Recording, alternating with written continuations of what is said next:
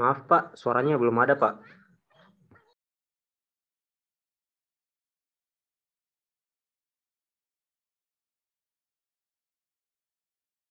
Ya, siap. Suara mudah-mudahan ada. Oke. Balik lagi. Share screen lagi ya. Oke. Oke. Minta maaf buat yang di Zoom. Tadi suaranya lupa diklik. Nah, buat yang di luar, kuliah mikroprosesor sama komputer arsitektur ini, sebenarnya judul yang dikasih ke saya mikroprosesor doang sih. Cuman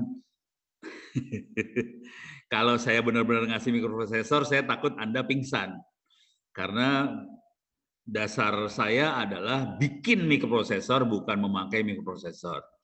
Jadi saya bisa ngajar cara bikin mikroprosesor, cara bikin IC, cuman itu sangat elektro banget dan Anda bakal pingsan. Dan kuliah ini sedang dalam proses pembuatan, konsekuensi proses pembuatan adalah sebagian materi dan soal ujian akan berbahasa Inggris. Karena apa? Karena dosennya belum sempat menerjemahkan. Karena Pak Aziz dan Pak Agung ngasih saya tugas ini sekitar seminggu lebih, 2 minggu kurang sih. Akibatnya saya belum sempat bikin materi, harus ngasih kuliah, ya sudah, bahasa Inggris lah keluarnya. Jadi ini akan berbahasa Inggris nih.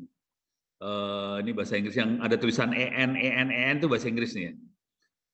Ini banyak yang bahasa Inggrisnya. Jangan khawatir, jadi nanti materi bahasa Inggris, soal juga sebagian akan bahasa Inggris. Cuman saya usahakan supaya soal bahasa Inggrisnya nggak terlalu susah. Buat Anda-Anda yang ada di luar ITTS, yang ada di open course aja biasa, nanti kalau kuliah ini sudah selesai, saya akan kopikan supaya yang open course bisa akses ke materi ini juga. Tapi sementara itu belum selesai, saya akan bikin rekamannya dan rekamannya akan ditaruh di YouTube supaya Anda bisa lihat. Jadi rekamannya tetap terbuka dari sekarang, bisa lihat. Oke ya. Sekarang materinya seperti apa? Jadi saya bukan cara bikin mikroprosesor. Kalau cara bikin mikroprosesor Anda pingsan semua. Saya lebih ke arah bagaimana cara menggunakan mikroprosesor, arsitektur dari komputer seperti apa, dan ilmu ini akan sangat digunakan kalau kita mulai mainan Internet of Things gitu. Jadi kita akan pakai mikroprosesor terutama kalau kita mainan di Internet of Things. Oke? Sekarang saya kasih lihat gambaran secara umum materinya seperti apa.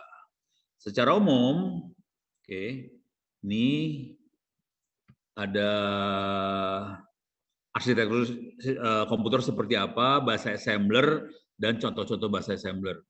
Jadi kalau Anda bermain dengan mikroprosesor, nanti Anda akan main dengan bahasa assembler. Oke, jadi di awal kuliah ini saya akan fokus ke situ. Oke,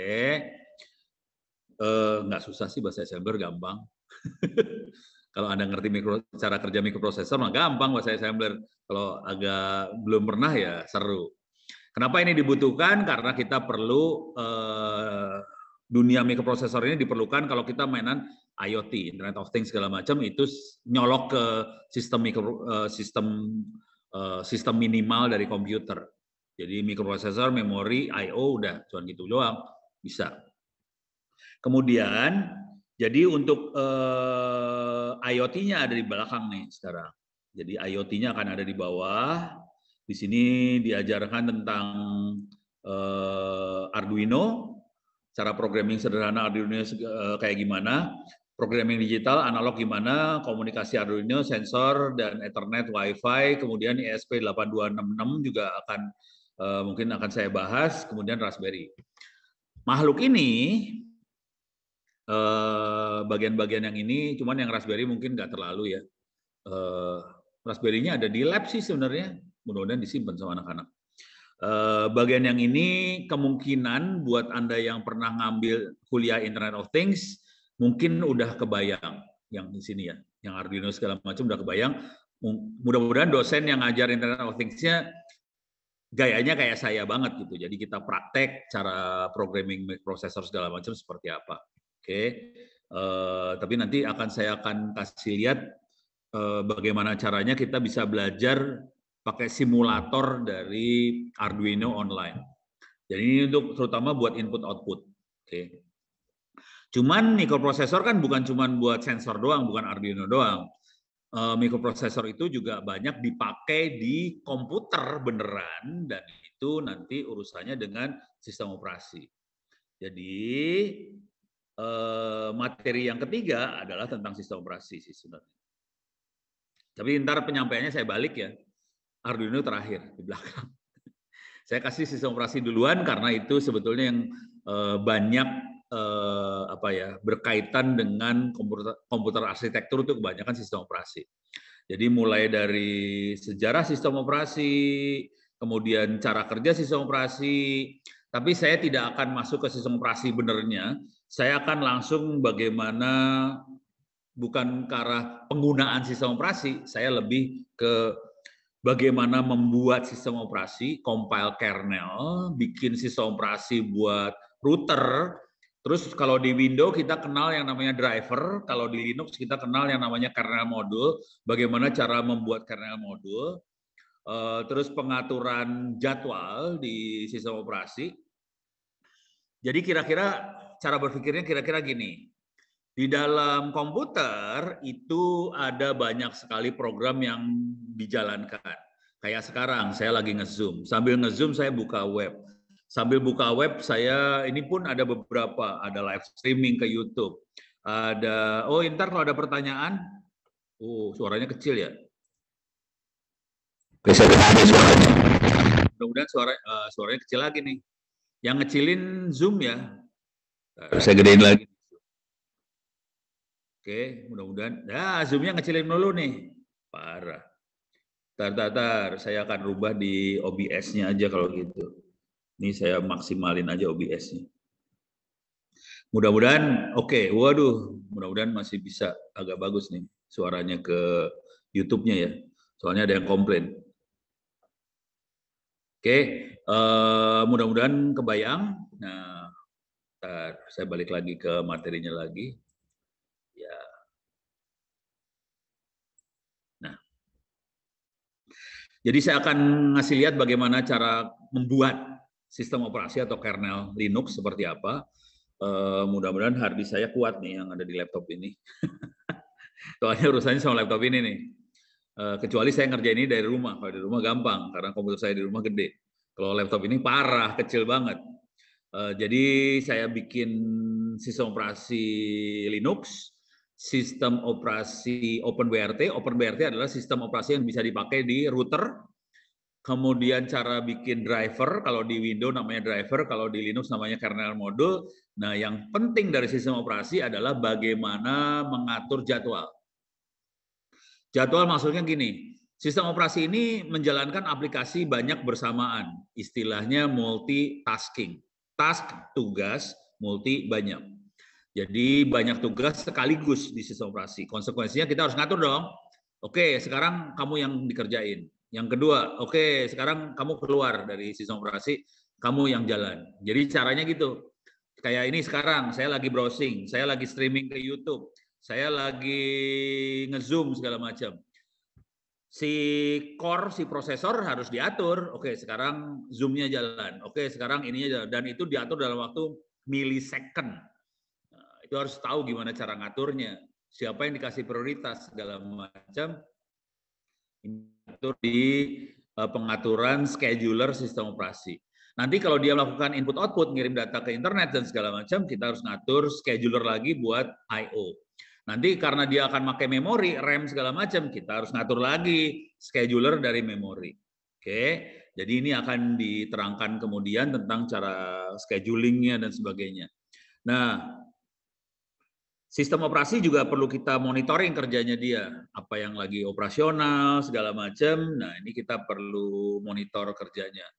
Oke, cara teknik monitoring kerja sistem operasi juga diajarin. Kemudian cara ngukur benchmark sistem operasi, perlu belajar juga bagaimana kita ngukur kemampuan sistem operasi ini. Bagusnya di sebelah mana? Apakah bagus buat komputasi? Apakah bagus buat file? Apakah bagus buat machine learning, apa segala macam. Nah, ini kita harus ukur benchmark. Oke. Jadi ini benchmarking. Jadi kalau secara umum ada 3 bagian di kuliah ini. Pertama gambaran umum, jadi hardware banget, terus sama assembler. Kemudian jadi ini akan Anda belajar programming assembler ya. Kemudian masuk ke sistem operasi yang biasa kita pakai, termasuk cara bikin sistem operasinya. Kemudian kita belajar Arduino buat IoT dan sebagainya. Oke, untuk pelajaran ini Anda nggak perlu punya Arduino sebenarnya karena semuanya bisa dibikin online. Kita pakai simulasi online, jadi nggak perlu beli yang mahal-mahal. Bahkan kita nggak perlu beli apa-apa, asal punya komputer udah bisa semuanya sih sebenarnya. Beres ya? Oke. Oh ya, kalau ada pertanyaan silakan tulis di chatting ya. Sorry, tadi saya harus stop share dulu. Saya monitoring, monitoring chattingnya dulu. Oke, ini ada pertanyaan buat enroll mata kuliah sistem operasi, passwordnya apa? Oke, saya kasih lihat dulu passwordnya. Ini masuk, saya juga lupa password. Coba kita lihat. Masuk sistem operasi, Pak, pastikan ID kuliahnya 56 ya. ID ini buat yang di ITTS. Buat yang bukan ITTS, kalau bisa jangan enroll, bukannya apa-apa. Kalau enroll, kalau Anda yang di luar enroll, saya pusing urusan nilai soalnya. Soalnya yang enroll ini nilainya akan dimasukkan ke BAK. Kalau yang bukan ITTS, tolong tunggu sabar karena kuliah ini juga akan saya lepas supaya yang di luar ITTS bisa akses. Cuman nama kuliahnya bukan ITTS 2022-1, bukan itu. Oke, saya akan coba cek untuk enroll key-nya apa. Jangan sampai salah enroll ya. Enroll yang ini saya masuk ke user, masuk ke method. Oke, self enroll, saya buka dulu self enroll. Oke, ini saya buka passwordnya apa? Nih, ITTS U kecil P besar. Saya tulis aja di chatting ya. ITTS U kecil P besar. Kita orang-orang zaman dulu biasanya kalau nyebut mikroprosesor, U itu mikro, P prosesor, UP. Jadi ITTS UP. Ini ya enrollment key-nya. ITTS U kecil P besar. Ini khusus buat mahasiswa ITTS ya. Yang bukan ITTS jangan. Kalau enggak nanti pusing saya urusan nilainya puyeng. Juga Anda akan dibuka lah, jangan khawatir. Buat akses ilmunya sih nggak masalah. Dah, beres ya, enroll udah mudah-mudahan nggak salah. ITTS UP. Nah, sekarang saya balik lagi, masuk ke sini. Oke. Jadi pertemuan pertama ini saya akan kasih dulu gambaran umum komputer arsitektur seperti apa. Kemudian nanti pertemuan selanjutnya tentang bahasa assembler dan contoh programmingnya. Oke, pertemuan kedua cuman ini sebenarnya materinya saya akan coba kebut materinya. Mudah-mudahan ini yang normal kan 14 kali pertemuan atau 12 kali pertemuan. Saya akan coba kebut supaya kita bisa misalnya 9 atau 10 kali pertemuan selesai. Sisanya saya akan banyak berbentuk latihan-latihan aja atau tanya jawab atau diskusi. Gitu ya. Jadi kemungkinan besar Anda akan bisa ngelihat kuliah ini akan lebih cepat dari jadwal normal. Dan sebagian dari kuis ini belum dibuat. Ini kalau dilihat, oke, ini sudah ada kuisnya. Mudah-mudahan bisa dikerjain. Nggak tahu, coba saya klik dulu ya. Bisa dikerjain nggak? Kemungkinan kalau bang soalnya belum cukup, oh udah bisa. Ini udah bisa dikerjain kuisnya.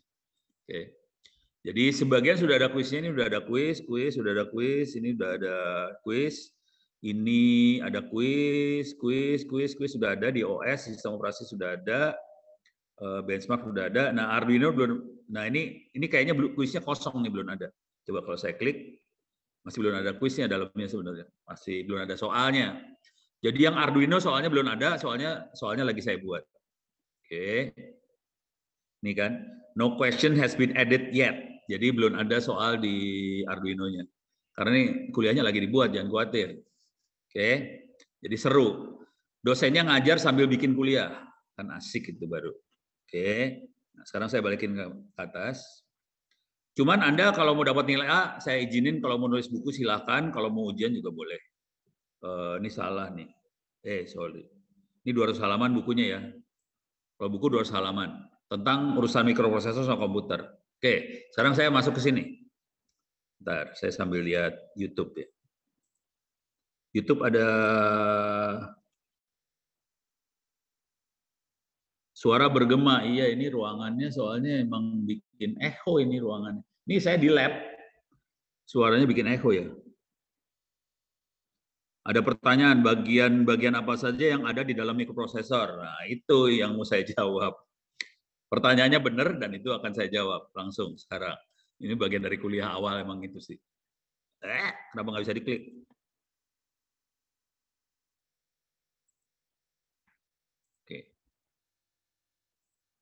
Oke. Microprosesor yang sekarang udah 64 bit, sebetulnya udah rumit dalamnya. Kalau mau microprosesor yang gampang, kita ada baiknya lihat microprosesor yang 8 bit ya. Sekarang kita akan lihat microprosesor yang 8 bit, ada dua, ada yang microcontroller, ada microprosesor. Jadi ada dua kata yang dipakai di sini, ada microprosesor, ada microcontroller. Itu dua makhluk yang lain, hati-hati. Jadi ada microprosesor, ada microcontroller, makhluknya beda. Microcontroller adalah microprosesor plus plus plus. Ibaratnya gitulah. Kalau microprosesor adalah microprosesor min min min, pakai minus minus minus. Oke, coba kita lihat sih sekarang gambarnya dulu. Nih, kita bisa lihat dalamnya, kita lihat gambarnya. Kalau ini Atmega 328 itu yang dipakai sama Arduino ya. Jadi Arduino kayak pakai ginian, Atmega 328 PU ini di Arduino dipakainya. Dalamnya kira-kira seperti ini. Mampus. Terus ya. Kalau kita yang udah biasa ngelihat, kita tahu kira-kira ini makhluk apa sih sebenarnya. Jadi yang ini nih memori nih biasanya. Yang bentuknya terstruktur rapi, sama semua memori. Ini yang ribet, ini adalah bagian ini kenapa ada Aurel hamil hingga melahirkan sempat keguguran. Ya. Ini memori, ini bagian buat ngitung. Jadi kalau kita mau tambah, kurang, itu pakai bagian yang ini. Istilahnya adalah arithmetic logic unit. Ini bagian sini kayaknya input output deh, kayaknya. Kira-kira kayak gitu. Nggak ada yang nunjukin lagi. Jadi ini kalau prosesor kita buka tutupnya dan kita pakai mikroskop buat ngelihat dalamnya. Kira-kira bentuknya kayak gini ya. Nah, di sini ada konektor-konektor ke soket-soket yang ada di sini nih. Ini soket-soket sininya, konektornya lewat sini. Disolder, jangan khawatir. Nah, saya sendiri bidangnya adalah bikin ginian sebetulnya. Saya bukan informatika sebenarnya. Saya kan teknik elektro dan saya adalah bikin IC ini. Gitu. Cita-citanya dulu di Indonesia kita pengen, cita-cita kami adalah kita pengen bikin pabrik IC seperti ini. Cuman kayaknya nggak terlalu didukung sama pemerintah, jadi rada susah kita hidupnya. Akhirnya Ono melacur ke informatika. Begitu kisahnya. Oke, ini kita masuk ke mikroprosesor yang 8 bit. Ini mikroprosesor yang pertama kali saya pakai sebenarnya, yang saya program dulu. Namanya nggak bisa digedein ya, Z80. Kontrol plus plus. Oke. Ini 88 bit. Nah, di dalamnya ada beberapa, ini beda, ini mikroprosesor, yang tadi mikrocontroller ya, beda. Perhatiin tadi di mikrocontroller dalamnya ada memori, ada RAM. Kalau ini nggak ada RAM-nya nih, hati-hati. RAM-nya nggak ada dia. Jadi dalamnya dia adalah yang paling penting adalah yang ini, arithmetic logic unit. Ini buat tambah, kurang, shift register, apa segala macam. Ini arithmetic logic unit. Nah, kemudian di sini ada program counter nih. Ini program counter. Program counter. Fungsinya program counter adalah buat nyatet, oke, sekarang saya menjalankan perintah yang ada di memori nomor berapa. Ini program counter. Nanti kalau perintahnya udah dijalankan, program counternya dinaikkan, dia ngambil lagi perintah dari memori nomor sekian, naikin 1. Kalau udah selesai lagi, naikin perintah yang kedua. Jadi ini Program counter ibaratnya kalau kita bikin program, dia nyatet, oke, perintah pertama jalanin, perintah kedua jalanin, perintah ketiga jalanin. Ini yang ngatur program counter. Tapi nanti program counter isinya alamat rem. Kira-kira kayak gitu ya. Oke, jadi sambil ngerti arsitekturnya harus ngerti cara kerja memori prosesor secara keseluruhan sih. Itu ya. Nah, di sini nih yang gede ini, yang gede sampai ke sini nih yang ada trapesium bentuknya, ini timing control. Itu yang ngatur. Oke, sekarang saya mau ngambil memori. Tolong yang lain jangan akses. Saya ambil memori dulu ya, thread ambil. Oh, saya pengen ngomong sama apa? Ethernet. Ini timing controlnya yang ngatur nih. Dia ngatur timingnya. Dan ini nggak boleh sampai salah nih, parah. Kalau salah nanti data sama program kecampur. Karena di komputer ada dua ya, ada data, ada program. Ada data, ada perintah. Kalau kecampur, bingung. Karena dua-duanya ditaruh di memori, di RAM. Kalau kecampur, pusing kepala tuh urusannya. Ya beres ya. Nah, kemudian kalau kita perhatikan di sini, dia tidak ada RAM ya. RAM-nya di luar. RAM-nya ada di luar CPU. Ini CPU lah. Kalau dalam bahasa ininya ini CPU. Cuman hari ini orang kalau ngomong CPU itu casing yang gede, isinya komputer namanya CPU. Padahal CPU adalah dalamnya yang bentuknya IC seperti ini, CPU. Jadi kita ada salah. Ya karena guru-gurunya nggak ngerti bahwa CPU adalah dalamnya, sebenarnya CPU dalamnya sini. Nah, tadi arithmetic logic unit adalah buat ngitung, program counter adalah counter yang ngasih menunjukin program line nomor berapa yang sedang dijalankan. Kalau kita butuh nyimpen-nyimpen di dalam prosesor ini ada register namanya. Ada biasanya ada register A, register B, register C, register D dan sebagainya. Nah, register ini adalah memori. Nah, memorinya cuma register ini aja. Kalau di prosesor yang kecil, cuma memorinya ini. Kalau di microcontroller, dia punya register ya, punya memori RAM juga dia. Jadi dia punya dua memori di dalam chipnya. Nah, yang register array ini adalah misalnya jadi cara kerjanya gini. Oke, saya ngambil data dari RAM nomor sekian, diambil datanya taruh di register A. Terus ngambil data dari RAM nomor sekian, taruh di register B. Jadi dia di A ada data dari memori berapa, B ada memori berapa, nanti lewat arithmetic logic unit kita bisa atur. Ini data, kita punya dua data mau diapain? Tambah, kurang, digeser, apa segala macam. Fungsi N, fungsi OR, apa segala macam. Harusnya sebelum ngerti ini kita harus kita harus ngerti yang namanya aljabar biner. Makanya kalau Anda perhatikan, kalau Anda kuliah di jaringan ke saya, ada aljabar biner. Kenapa aljabar ini dibutuhkan? Karena itu buat ngerti cara kerja si prosesor itu. Jadi tambah kurang kali bagi, kali bagi nggak ada sih sebenarnya, yang ada tambah kurang doang. Tambah kurang N, OR, XOR gitu. Nah itu aljabar biner semua. Kalau mau kali, tambah sekian kali, itu namanya kali. Jadi ditambah, itu jadi kali. Gitu ya. Nah kemudian kan kita ada perintah nih, suruh N, suruh sum, suruh add, tambahkan, suruh OR, XOR, apa segala macam. Jadi ada perintah dimasukkan. Perintah itu sebetulnya berbentuk angka. Perintahnya berbentuk angka. 001 itu apa? 0010 itu apa? Nah, angka-angka tadi kita perlu lihat tabel. Kalau 001 itu perintah apa? 002, 0010 apa? Nah, itu lihatnya di instruction decoder. Itu tabel. Kalau angka ini perintah apa? Angka ini perintah apa? Jadi bentuknya prosesor cuma kayak gini doang. Deh. Timing. Jadi ini kalau udah mainan kayak gini, masalahnya di timing semua ya. Jangan sampai salah waktu aja. Salah waktu bubar semua caranya. Jadi ini ada timing control sama ada timing sistemnya ini yang gede banget dari sistem mikroprosesor dua makhluk ini sih sebenarnya. Tapi biasanya kalau kita make dua makhluk ini udah nggak peduli.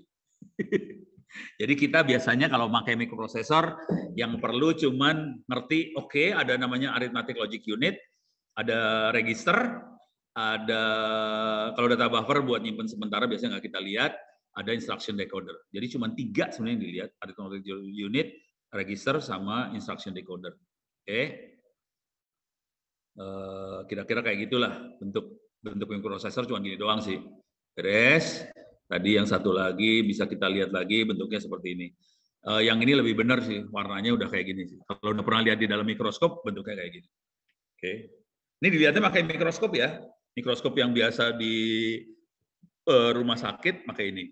Cuman dengan teknologi yang ada sekarang udah pakai sampai nanometer ininya, lebar transistornya. Itu kadang-kadang agak susah dilihat di mikroskop, kadang-kadang kita harus pakai scanning electron microscope. Oke. Oke, ini beres. Sangat disarankan untuk baca-baca tutorial 3 tutorial ini. Oke, sekarang saya kasih icip-icip lah. Tutorial-tutorial sama bawah-bawahnya juga kita lihat ya. Ini udah. Oh, ini kita buka di sini tutorialnya. Asli ini yang tutorial point ini bagus banget, sederhana. Jadi tutorialpoint.com ini sederhana banget dan oke banget. Oke. Buat pemula. Ini jadi kalau menurut tutorialpoint.com ini microprocessor adalah sebuah kontrol unit dari sebuah komputer kecil, mikrokomputer PC desktop yang kita pakai akan dikontrol sama mikroprosesor. Oke. Biasanya dibuat pakai small chip.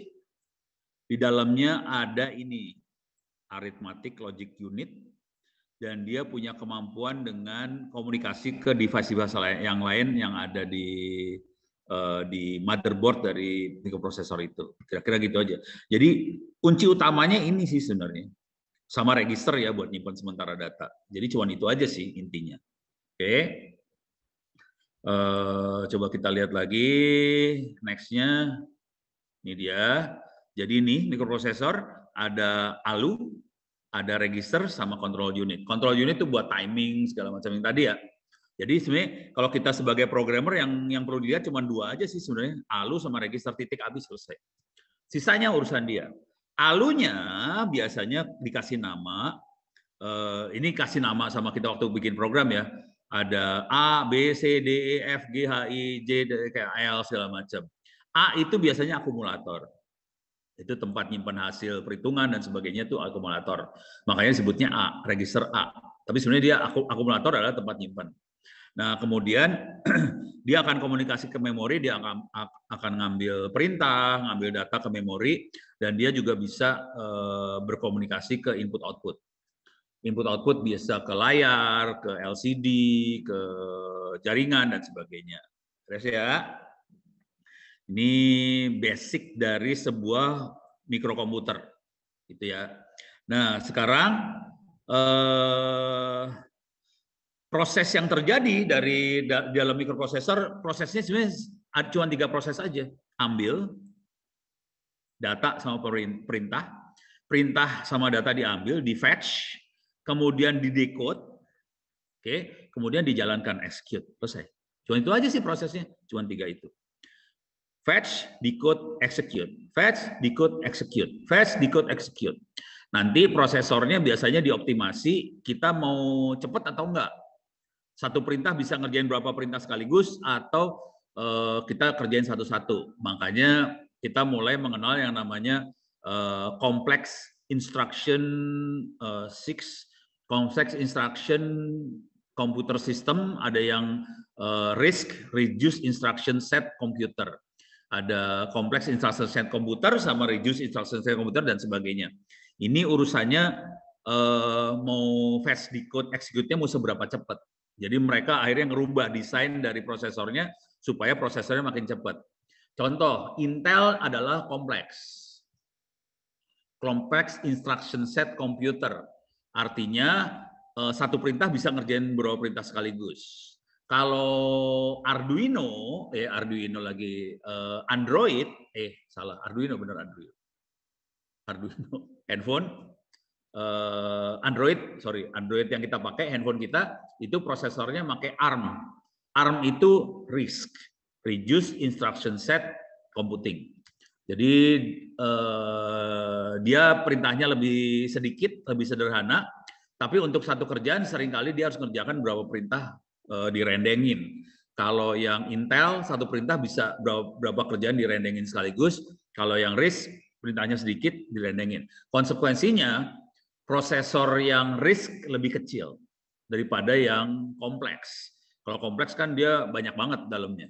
Jadi itu pertandingan antar pabrikan tuh kayak gitu. Ada yang kompleks, ada yang reduce. Dan kelihatannya belakangan ini karena clock speed-nya naik, yang RISC ini kayaknya mulai ngalahin yang Intel. Oke. Ini prosesnya kayak gini, yang perlu kita kenal istilah-istilah yang banyak dipakai di mikroprosesor ada instruction set. Oke. Adalah instruksi-instruksi yang perlu diketahui, gampang banget cara nyarinya, misalnya gini lah. Intel i5 instruction set. Oke. Kita bisa lihat instruction setnya seperti apa, nih dia. Di Wikipedia aja ya, yang gampang ya. Jadi instruction setnya seperti ini sih. Nih, AAD, AAM, add with carry. Ini instruction setnya kayak gini ya. Oke. Ini adalah instructionnya, opcode-nya, binary-nya 101, tapi ini ditulis dalam heksadesimal. Ini heksadesimalnya ini. Jadi perintah AAA, heksadesimalnya adalah 0x37.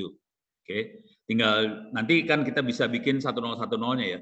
Jadi 1010-nya berapa? Ini itu yang nanti ditanyakan ke dalam tabel instruksi yang ada di mikroprosesor. Nanti baca, oh ini perintahnya maksudnya yang ini loh. Oke, berarti dia akan ngambil data dari sini terus diapain tuh datanya. Kira-kira kayak gitu. Ini add with carry, perintahnya kayak gini. Ini ada add, perintahnya kayak gini, 00, 005. Tapi tolong ini nanti dipikir dalam kepala kita harus ngerubah ini jadi binary 1010 sih sebenarnya. Jadi 098 itu berapa 1010-nya, F8 itu berapa 1010-nya, FC. Jadi kayak gini. Jujur, saya termasuk generasi yang pakai prosesor yang awal, makanya Z80 instruction set. Jadi saya adalah pemakai Z80. Jadi add with carry perintahnya kayak gini, FD ini. Dan beberapa teman saya sampai bisa apal. Parah tuh anak-anak itu, teman-teman saya rada-rada gelo kadang-kadang. Dia bisa apal. Ini adalah add with carry, ini apa segala macam. Oke. Nah, untuk ngerti perintah-perintah ini, nah perintah ini ADC add apa segala macam, copy apa segala macam, ini ada decrement, ada increment, ada INC biasanya. Mana increment? Ini ada increment, ada decrement. Untuk ngerti ini semua Anda harus ngerti aljabar biner. Kalau nggak ngerti aljabar biner, setengah mati buat ngikutin ini sih sebenarnya, asli. Terutama algoritma ya. Algoritma program assembler lebih gampang buat ngertinya kalau kita ngerti aljabar biner. Kalau nggak ngerti aljabar biner, agak mumet kalau kita masuk ke algoritma assembler gitu.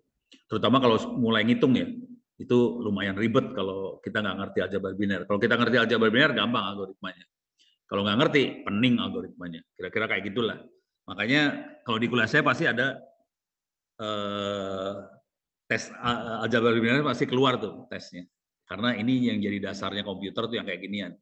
Terus ya, mulai kebayang ya. Oke. Balik lagi, masuk ke sini. Salah. Mana sih? Mana ya? Tutorial. Nah, ini dia. Satu instruction set. Yang satu lagi istilah yang sering dipakai bandwidth. Ini adalah banyaknya bit yang bisa diproses, bit data maksudnya, yang bisa diproses dengan satu perintah aja. Misalnya, tambahkan A dan B. Itu berapa bit yang diproses sekaligus? 8 bit kah? 16 bit kah? 32 bit kah? 64 bit kah? Itu bandwidth. Itu ya. Itu yang ngatur berapa bit data sekaligus yang akan diproses. Terus selanjutnya yang sering dipakai juga adalah clock speed. Clock speed ya. Oh salah nih. Ini harusnya word length. Ini yang tadi ya. Ini internal datanya. Kalau bandwidth yang dari luar. yang dari luar, yang dari proses, dari memori ke dalam prosesor. Oke, clock speed adalah kecepatan. Kalau Anda beli komputer kan ada, ini speednya berapa? 2,4 GHz, 3,3 GHz, apa segala macam. Itu adalah kecepatan berapa jumlah operasi per detik dari prosesor itu. Itu ditentukan oleh clock yang ada di motherboard-nya yang ditempelin ke prosesornya. Oke. Ini clock speed. Satu lagi panjangnya word.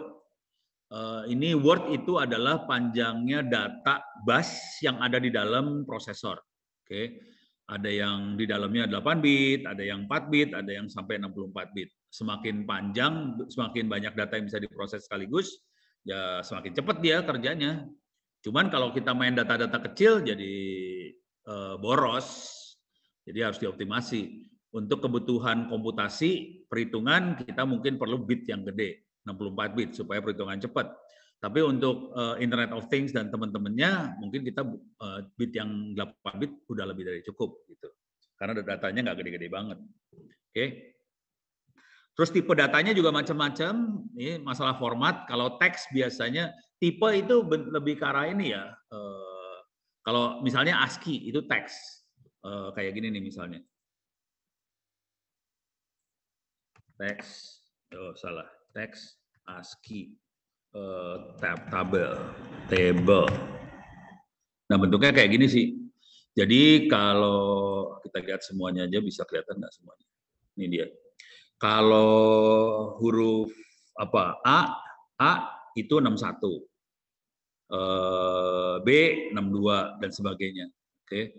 Jadi table 1010-nya kayak gini sih sebenarnya. Jadi intinya format datanya berbentuk tabel aja. Pokoknya huruf ini 101-nya seperti apa, huruf ini 1010-nya seperti apa. Kita bikin tabel. Oke. Dari situ kita bisa gampang ngasih tahu ke visualisasi ke alat-alat buat visualisasinya. Bentar, mana sih? Iya, salah. Sini ya. Ini udah, ini nggak perlu. Sekalian buang-buangin ya nggak perlu.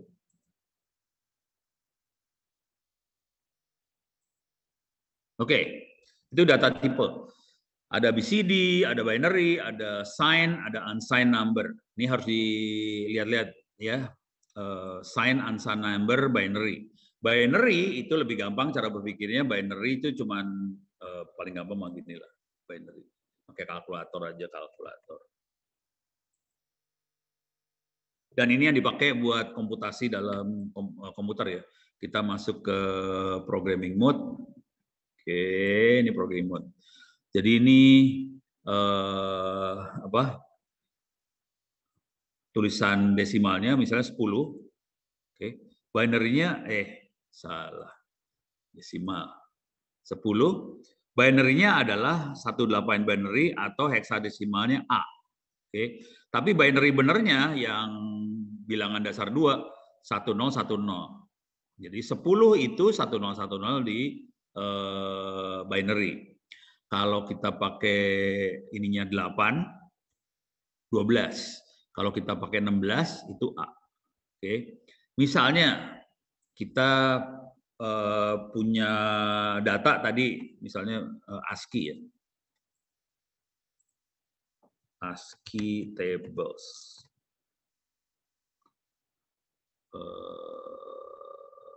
Ya udah, sembarangan aja. Aduh, susah ngelihatnya. Susah. Coba kita lihat. Jangan yang image. Nah, ini dia nih. Ini ya. Misalnya H itu 68. H itu 68. Caranya gimana dapetin 1010-nya? Jadi kita tahu H itu heksadesimalnya. Heksadesimalnya 68. 1010-nya adalah ini dia. 0110 1000. Jadi 8 bit 0110 1000 itu 68 di heksadesimalnya. Jadi yang ini heksadesimal 68. Oke. Ininya dapat. Terus kalau kita lihat desimalnya adalah 104. Ini desimalnya 104, ininya 104 sama. 68 heksadesimalnya, binary-nya 100. Jadi komputer akan bacanya 0110 1000.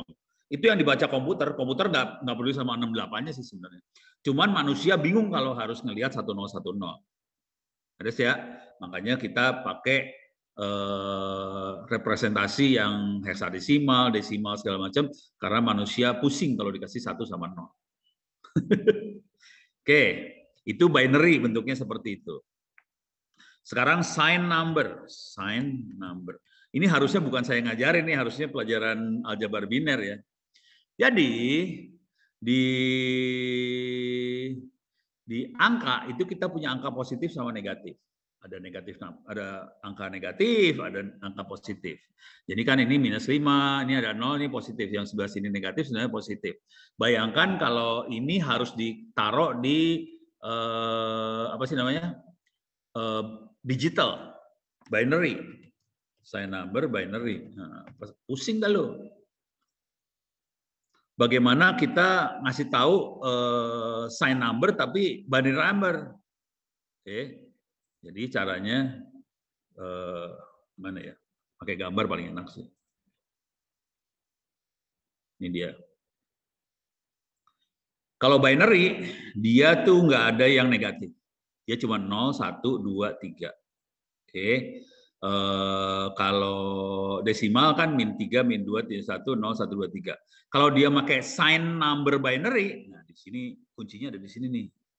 Sign-nya di bit yang paling ujung sebelah kiri. Kalau dikasih 1, dia jadi negatif. Kalau 0, dia positif. Itu. Jadi tergantung nanti kita bikin ini ya, bikin kesepakatan aja. Misalnya kita punya 8 bit word. Oke. Word yang paling sini, paling nomor 7, ini jadi sign, bit. Sisanya adalah magnitude-nya. Jadi kalau dia 0, itu positif. Yang ini adalah angkanya sendiri. Kalau desimal jadi plus 53, karena dia 0, jadi positif. Jadi kelihatan di sini, ini negatif, ini positif. Itu sign number. Kalau unsigned, itu yang binary yang kita biasa pakai itu unsigned number. Kalau yang ini sign number. Jadi si binary jadi bisa negatif sama positif juga. Tapi bikin kesepakatan dulu. Waktu kita coding kita harus tahu, oh oke, bit nomor 7 itu sebagai kode plus atau minus. Beres ya? Ini harusnya diajarinnya di aljabar biner ya, cuman ya udah apa-apa. Soalnya kemungkinan guru dosen yang ngajarin aljabar biner nggak kepikir sampai segini kadang-kadang. Oke. Jadi ini semua akan kerasa kalau Anda emang benar-benar pegang hardware sih. Kalau pegang hardware kerasa banget. Saya dulunya pegang hardware soalnya, jadi kerasa. Oke, ini udah tipe data type, ada BCD, ASCII. BCD itu juga kayak ASCII juga, tabel juga, tapi jarang dipakai sekarang, kebanyakan ASCII buat teks doang, satu lagi binary, sign, unsigned. Itu aja yang dipakai, yang sering dipakai itu. Oke, fitur dari mikroprosesor ada masalah biaya, ada masalah besar, ada masalah power, ada masalah bisa dipakai apa aja, versatility, satu lagi reliable. Jadi ini yang perlu dilihat di mikroprosesor. Dan kadang-kadang kita nggak bisa nyatuin semua fitur jadi satu.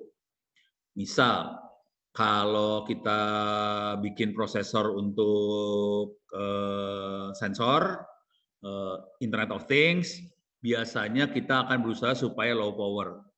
Soalnya biar pakai baterai kecil aja bisa tahan lama. Itu di IoT. Konsekuensi dari low power, kita nggak bisa bikin size-nya gede banget dong, supaya bisa portable. Jadi size-nya jadi kecil. Konsekuensi size kecil jadi cost efektif. Oke. Tapi ini semua jadi berlawanan dengan versatility. Jadi susah dipakai buat macam-macam. Jadi dia targetnya untuk aplikasi yang spesifik aja. Nggak masalah. Tapi karena dia kecil, dia bisa reliable. Jadi biasanya kita ngorbanin salah satu buat kebutuhan kita. Jadi nggak bisa satu prosesor buat segala macam, tuh susah banget bikinnya. Oke, kita coba lihat next sambil ini ya. Nah ini tadi ada RISC, ada CISC, ada special. Kalau RISC itu reduce instruction set, Ini contohnya adalah ini PowerPC, apa segala macam. Salah satu yang paling beken sekarang adalah Android, yang beken banget. Dan kita tahu sekarang sudah ada desktopnya, ada laptopnya yang pakai RISC ini. Jadi bukan berbentuk handphone lagi, tapi berbentuk udah laptop pakai RISC. Dan kenceng, kemarin dilihat sialan kenceng banget tuh. Intel kalah, parah banget. Yang CISC ini Intel banget. Kalau spesial prosesor ya prosesor yang khusus banget dibuat. Misalnya buat kontrol apalah. Tapi ya cuma itu doang gitu ya. Kalau ini spesial. Salah satunya yang biasanya adalah pengembangan dari contohnya yang paling banyak dipakai adalah yang banyak dipakai, yang spesial prosesor ini yang banyak dipakai itu buat itu robot segala macam. Jadi lebih ke arah microcontroller biasanya yang spesial ini. Jadi ada 3 besar, RISC, CISC, spesial.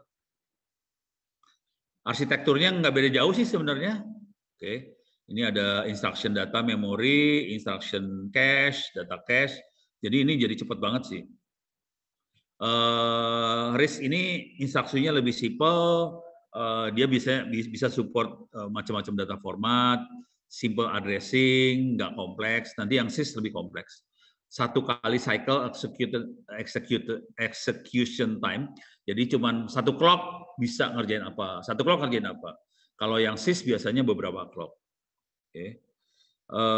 Supaya dia bisa hidupnya enak, dia punya banyak register. Transistorsnya lebih dikit sih daripada CISC. Kalau CISC, contoh yang paling ininya mah IBM, fax mungkin Anda nggak pernah kenal. Saya pernah pegang fax ini, jangan khawatir. Kemudian prosesor yang sering dipakai Intel. Sampai yang sekarang ya, Intel yang sekarang hampir semuanya CISC semua. Turunan aliran yang ini Intel. Oke. Kalau yang Android alirannya yang di sini. Jadi ada 2 aliran besar sih sebenarnya di hardware. Oke, arsitekturnya agak beda kalau kita lihat. Ini kalau di sini kelihatan nyambung. Nah, ini nyambung di sini. Ke sini. Yang di sini nggak nyambung. Oke, bisa dibaca.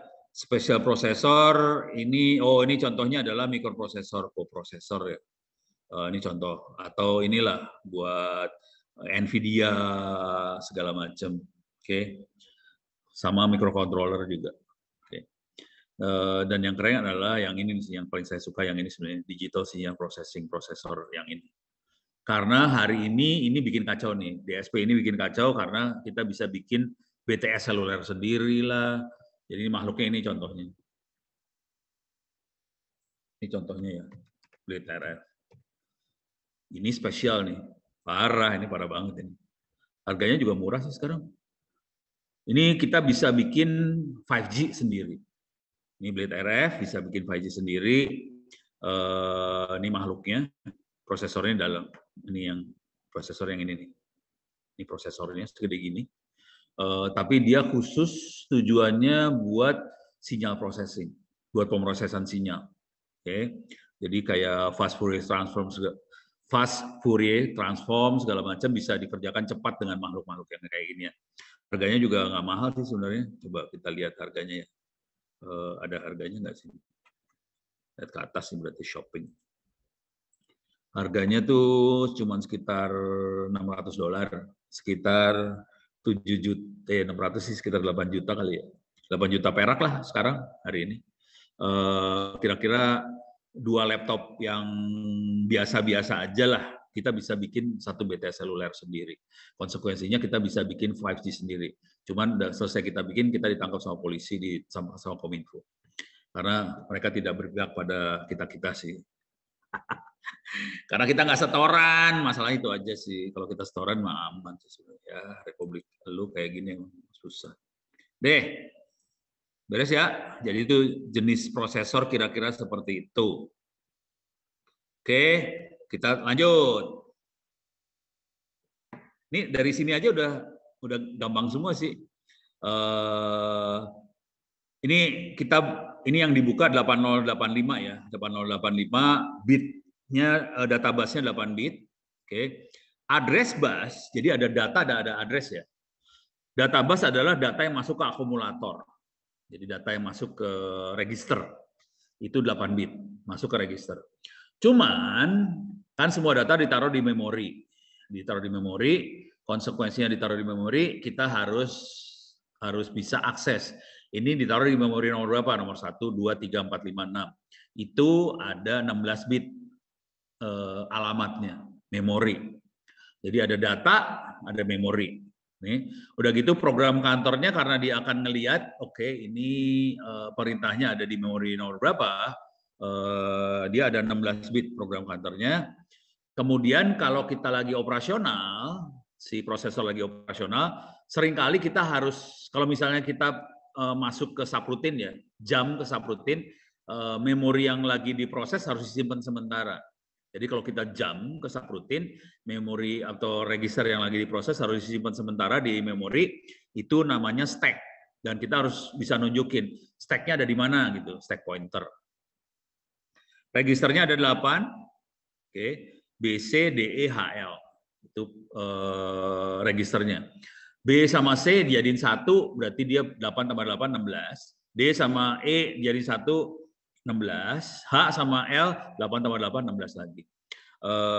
Tegangannya 5 volt, kecepatannya adalah 3,2 MHz single phase clock. Oke. Sekarang 808 itu banyak digunakan di mesin cuci, microwave oven, sebagian mobile phone yang jadul-jadul pakai, cuman kalau sekarang banyaknya pakai Motorola ya, Qualcomm. Oke. Jadi kira-kira gini nih dalamnya. Tadi yang lupa saya ceritain tentang data bus sama address bus. Jadi kalau kita lihat, enaknya melihat kayak gini sih. Microprocessor data and address bus. Bentuknya seperti apa? Biasanya ada gambarnya. Nah, ini dia. Ada 3 bus sih sebenarnya, ada data bus, address bus, sama control bus.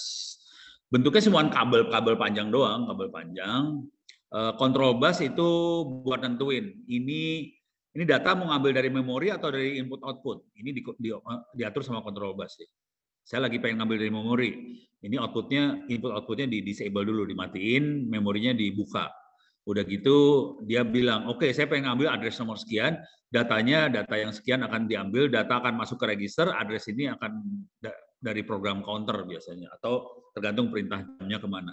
Jadi bentuknya sebenarnya kayak gini, komunikasi keluarnya lewat control bus, address bus, sama data bus. Yang tadi yang saya kasih lihat sebelumnya kan internal dalam mikroprosesor. Kalau ini yang keluarnya dari mikroprosesor kayak gini. Jadi ini ada perintah read, write, gitu ya. Ini control bus yang sederhana banget, read, write, sebenarnya dalamnya banyak banget, ada read, write segala macam. Terus ini ada data bus bisa bolak-balik, address bus satu arah doang. Kalau kita lihat yang di sini ya. Jadi data bus bisa ngambil dari sini masuk ke CPU, dari CPU keluar, atau dari CPU ke memori, memori ke dalam. Itu data busnya. Address bus satu arah doang arahnya. Oke, kita bisa lihat lagi, ini ada memori, input, ada output. Perhatiin kalau input datanya ke dalam, output datanya keluar, memori keluar masuk. Oke, address bus keluar ke alat itu aja, ke alat itu nggak ada yang masuk. Kemudian control bus ke alatnya doang. Ini aliran datanya ya, aliran data kayak gitu. Ini susahnya kalau Anda nggak pernah belajar elektro ya seru nih. Ini sebelum sampai kita di elektro waktu belajar, sebelum sampai level yang ini kita harus belajar dulu peralatan logik, circuit segala macam. Jadi ngertinya agak beda sama Anda yang langsung loncat. Kalau saya kan emang elektro, belajarnya kayak ginian duluan nih awalnya. Awalnya kayak gini sih, kalau mau tahu. Contohnya TTL. TTL itu kayak gimana sih dalamnya? Oh, TTL. Transistor. Nah, yang ini nih. Transistor logik ya. Transistor. Jadi mainannya kayak gini banget sih. Dulu kala. Sampai sekarang ini mainannya kayak gini banget. Ini TTL nih. Kalau di sini dikasih tegangan 5 volt, ini akan keluar tegangannya berapa? Ini tegangan 0 volt keluar tegangan berapa? Ini fungsi N nih kalau nggak salah. Oke, fungsi N. Oke, ada lagi yang pakai CMOS. CMOS. Rangkaiannya beda lagi. Nah, bentuk rangkaiannya kayak gini kalau CMOS. Oke. Ini fungsinya fungsi apa nih? Kayaknya fungsi NOT. Fungsi NOT. Nah, saya sendiri belajar yang ini sebenarnya. S2, S3-nya belajarnya kayak ginian. Bikin IC-nya, pakai bahan kimia belajar kayak gini. Tapi udahlah, Anda nggak usah belajar gini, ntar pada stres semua. Makanya waktu di Pak Agung bilang kuliahnya mikroprosesor, saya langsung mikir, ini maksudnya mikroprosesor yang mana nih? Mau belajar cara bikin mikroprosesor atau cuma pakai doang? Kalau bikin pasti pingsan Anda semua. Oke, beres ya. Ini udah mulai kebayang. Ada special processor, ada CISC, ada RISC. Udah mulai kebayang ini. Oke, sekarang saya akan masuk lagi. Ini udah beres. Ini beres. Ini ada flag, ada register engagement flag. Apakah itu sign number, apakah ini zero, ada parity, ada carry. Ini kalau lagi ngitung tambah kurang segala macam ada carry biasanya di sini. Ini ada flag-nya. Oh, ini ada sisa, carry-nya keluar. Oke. Itu dimain-mainin semua. Cuma tahu-tahu ngerti kayak ginian karena mainan ini buat ngerti ini harus mainan aljabar biner sih sebenarnya. Baru ngerti carry kapan dipakainya, kapan keluarnya. Oke. Dan ini urusannya sama algoritma ntar. Nah, ini dalamnya kira-kira dalamnya kayak gini 8085 ya, 8085. Di sini ini kalau tadi kan kita lihat IC-nya dari prosesor. Kalau ini adalah blok diagram dari prosesornya itu sendiri. Saya gedein, bisa nggak? Nih. Oke, ini blok diagramnya. Ada buat kontrolnya, di sini ada read, write, ada buat enable device-nya, ada di sini ada kontrol juga ada interrupt, ada serial control, jadi ada banyak kontrolnya. Ini kontrol semua nih, ini kontrol, ini kontrol semua nih, ini kontrol. Jadi kontrolnya banyak sih. Jadi kalau tadi gambarnya cuma read write doang, padahal enggak sih. Jadi kalau udah kita kasih, saya mau baca, nanti dari device-nya ngasih tahu, oke, saya ready, siap. Oke, baru yang ini dijalanin nih. Ini ada address, ada data. Ini ada address bus, ada data bus. Ini ada data bus sama address bus jadi satu, ada address bus doang. Oke. Jadi ada address dan data jadi satu, ada address bus doang. Nah, ini datanya, kalau address bus doang kan keluar. Datanya, data yang masuk, dia akan lari ke sini, masuk ke multiplex dulu, kemudian dia masukin ke register. Bisa masuk ke B, C, D, E, H, L. Di sini juga ada stack pointer sama program counter. Program counter ini yang nanti ngatur sih. Tapi kalau waktu kita coding itu nggak kelihatan, program counternya nggak kelihatan. Program counter akan kelihatan waktu kita jalanin perintah satu-satu, kita bisa cek program counternya segala macam seperti apa. Oke, coba kita nextin lagi. Ada lagi nggak di sini? Nah, ini mah ininya bentuk prosesornya seperti apa nih, pin-pinnya segala macam kayak gini. Ini ada read write, ini address-nya. Kalau Anda pakai Arduino, nah ini akan beda nih pinnya. Soalnya dalam Arduino ada input output segala macam di dalam prosesor. Oke, sip. Oke, kita akan coba lihat komputer arsitektur ya. Jadi kalau mikroprosesor itu betul-betul chipnya di dalam IC-nya. Nah, kalau di komputer arsitektur, ini minta maaf semuanya bahasa Inggris nih ya. Soalnya kalau nerjemahin satu buku lagi, itu lama tuh proses nerjemahin kayak gini, lumayan juga. Nerjemahin aja puyeng. Oke, masuk tutorial point, bagus banget ini buat ini. Kalau kita lihat sebuah, ini tadi mikroprosesor, bayangkan mikroprosesor. Kalau komputer, kita lihat dari mikroprosesornya sendiri ya. Jadi ini mikroprosesor kayak gini, ada arithmetic logic unit yang sebagai otak utamanya dari situ. Nah, di komputer mulai ada ini nih. Storage, input, output. Yang ini adalah mikroprosesornya. Di sini ada hard disk atau memori, ada input, ada output. Oke. Input unit provide data to computer system from outside. Okay. Dari luar ke dalam datanya lewat input unit. Output unit ngasih data dari komputer keluar ke user. Okay. Storage tempat nyimpen data, bisa hard disk, bisa USB, bisa memori, RAM, segala macam storage.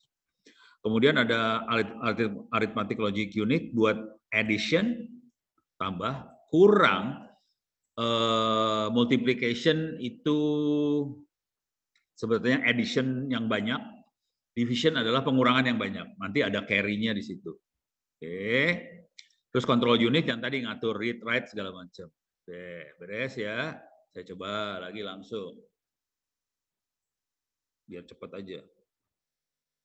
Ini registernya ada 32 bit, ini mah panjangnya register lah. Oke. Tambah bitnya ada yang 8 bit, ada yang 16 bit, dan sebagainya. Gua cari yang lebih keren lagi, nggak ada ternyata. Nggak keren banget tuh. Ini terlalu sederhana. Nah, ini udah mulai logic microoperation in computer architecture. Nah, ini logiknya nih. Ini mulai ke arah, jadi setelah ngerti komputer arsitektur baru kita bisa masuk assembler sebetulnya. Oke, ini contoh aja sih, contoh. Ini ada simbol-simbolnya kayak gitu.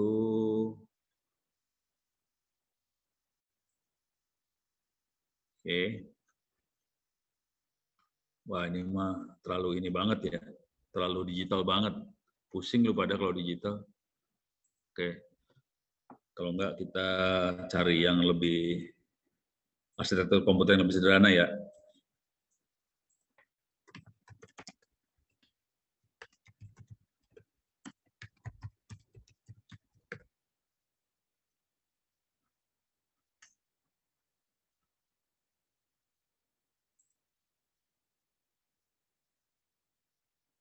Nah, ini dia. Ini yang tadi kan. Ini prosesornya di sini, ada memori, bisa hard disk, bisa RAM, input output. Jadi cuma kayak gitu aja sih arsitekturnya komputer, cuma gitu aja sih. Ini prosesor, ada memori, ada input, ada output. Selalu kayak gitu gambarnya. Gambarnya gini doang. Oke. Nah, ini agak lebih kompleks. Ada ALU, register cache, ada control unit, prosesor semua. Memorinya ada primary storage, ada secondary, ada input output. Sama aja. Nah, ini yang sering kali kalau kita lihat ALU bentuknya kayak gini sih gambarnya, ALU. Arithmetic Logic Unit seperti ini. Dan kalau di memori, nanti ada program, ada data. Dimasukin ke ALU. Ada input, ada output lagi. Jadi bentuk gambarnya kayak gini, diulang-ulang terus nih. Bentuk gambarnya kayak gitu semua. Oke, udah kebayang. Itu komputer. Kalau itu bentuknya komputer, kayak gini kira-kira arsitekturnya. Oke, beres ya. Nah, sekarang saya akan masuk ke yang bukan komputer, microcontroller, itu agak beda sih arsitekturnya. Coba masuk sini. Lagi. Microcontroller itu beda sama komputer mikroprosesor biasa. Microcontroller, saya klik dulu. Dia karena input output dimasukin dalam prosesor. Ini geblek microcontroller, gila banget. Dasar pengen ngirit. Ini bedanya.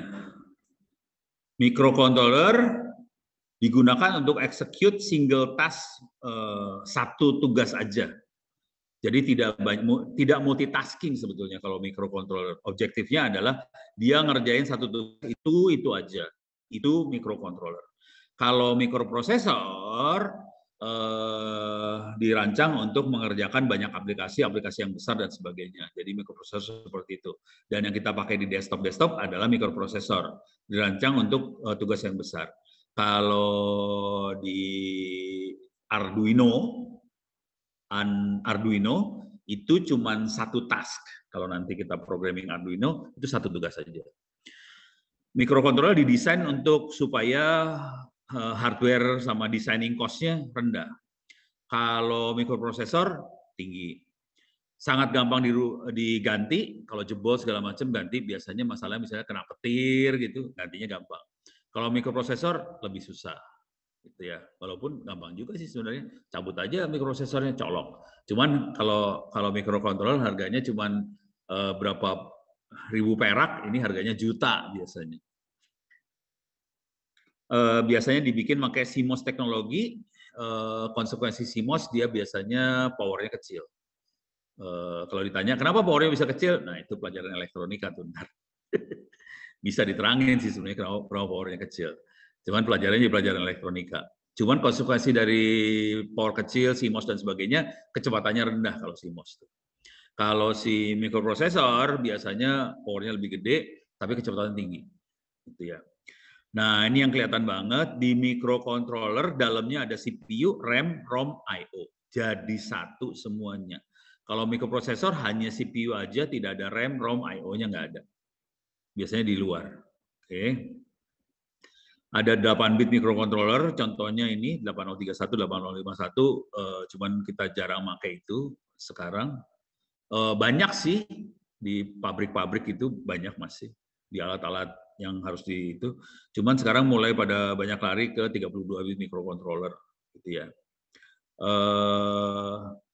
Tergantung dari memori, konfigurasi memorinya, ada microcontroller yang memorinya di luar, ada yang di dalam. Kalau kita pakai Arduino, itu yang microcontroller memorinya di dalam. Oke.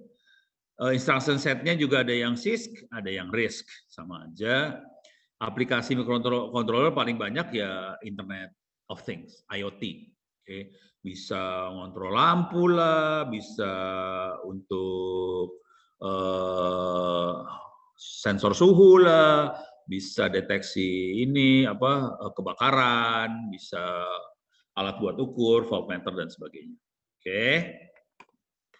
Cuman di sini nggak kelihatan, ini mulai kelihatan arsitekturnya, ini contoh arsitekturnya. Ini dalam satu chip, ini 8051 ya. Oh iya benar, 8051. Jadi saya waktu S2 mainannya 8051 sih. Oke. Jadi yang kita kenal ini semua dalam satu chip, ini semua dalam chip ini, kecuali ininya bukan dalam chip. Ininya kristalnya kadang-kadang ada di luar, kadang-kadang. Nah, ini semua sisanya dalam satu chip. Yang tadi mikroprosesor adalah yang CPU ini dalam mikroprosesor. Cuman kalau sekarang semuanya di dalam chip mikroprosesor tadi. Oke. Jadi ada 2 interrupt, ada ROM dalam chip, ada RAM dalam chip, ada timer, ada bus controller, ada I/O port, ada serial port dan sebagainya. Jadi ini semua di satu chip semua. Oke. Coba kita lihat lagi. Ini 8051 pin-pinnya seperti ini, cuman ini kalau kita makainya Atmega nih sekarang. Harusnya lihat Atmega ya tadi. Tadi kan udah lihat ya Atmega. Ini pin-pinnya bisa dilihat lagi sih. Ya, sekarang kita lihat lagi yang lain. Ini pin dari 8051 ya. Wah, ini udah 80 spesifik banget ke 8051 sih. Kita nggak akan make, jadi kalau mau ngelihat pin mendingan lihat ke pin Atmega. Arduino Atmega pin out. Ini dia pin-pinnya. Ini kalau Anda pernah pakai Arduino, oh enggak, jangan lihat yang ini dulu, lihat yang ini dulu. Nih pinnya. Ini pinnya dia. Oke. Ada ground, ada VCC, ada ground, ada VCC. Kemudian kita bisa ada ADC 0, ADC 1, 2, 3, 4, 5, 6, ini ADC. Analog digital converter, dia buat merubah sinyal analog dari luar jadi digital ke dalam. Dia juga punya pin data 0, 1, 2, 3, 4, 5, 6, 7, sampai 13. 7, mana 8? 7, banyak banget lah pin-pinnya. 7. Mana yang lain? Oh, nggak ada. Sampai 7 doang. Waduh. Harusnya sampai 13 sih. Kalau di sini kita lihat, nah ini kan, A0, 1, 2, 3, 4, 5, 6, ini sampai 13 nih, 13 pin 13. Oke, dan itu data, oh kecampur sama ininya. sama clock apa segala macam bisa kita obok-obok di sebelah situ semua. Oke. Jadi kira-kira kayak gitu pin-pinnya, dan ini yang kita pakai di Arduino buat mainan. Oke. Di dalamnya sudah ada register apa segala macam, input output sudah ada di sini semua. Nah, mudah-mudahan bisa kebayang. Coba kita lihat lagi. Ini udah, komputer arsitektur udah, segala macam udah. Ini ngulang-ulang sih, di sini banyak yang ngulang-ulang. Kira-kira ini yang penting dari si prosesor tadi. Oke, sekarang saya coba ngelihat ada pertanyaan nggak? Di Zoom tidak ada pertanyaan, di Zoom tidak ada pertanyaan. Coba kita lihat di YouTube. Oke, dari Muhammad Iqbal, izin tanya bagian-bagian apa saja dalam, udah tadi ya. Bagaimana dalam memprogram mikroprosesor? Wah, ini tahapan memprogramnya ya. Tahapan programnya. Kita akan prakteknya sebenarnya 2 minggu lagi atau minggu depan kalau saya percepat ya. Praktek benernya akan dilakukan sekitar minggu depan atau 2 minggu lagi, kemungkinan minggu depan lah kalau ada pertanyaan kayak gini jadinya. Tahapannya kira-kira kayak gini lah. Ini dia. Belajarnya yang ini sih, bahasa assembler. Belajar bahasa ini pertemuan minggu depan, kita akan coba belajar assembler. Cuman yang pertemuan pertama ini lebih ke arah struktur bahasa assembler itu seperti apa. Strukturnya seperti apa. Paling gampang sih lihat gambar ini aja, nih, struktur bahasa itu seperti apa sih. Jadi bentuknya teks kayak gini. Ini satu program nih ntar. Ini satu program doang nih. Oke, ini program. Ini satu program kayak gini. Ini satu program. Ini programnya buat ngeprint kata-kata hello world ke command line lah. Oke. Programnya seperti ini aja. Jadi nanti ada direktifnya. Jadi ada, ini struktur programnya kayak gini ya. Ada label. Kalau nanti ada kita perlu jam atau apa, kita jam ke label mana gitu. Ini ada label.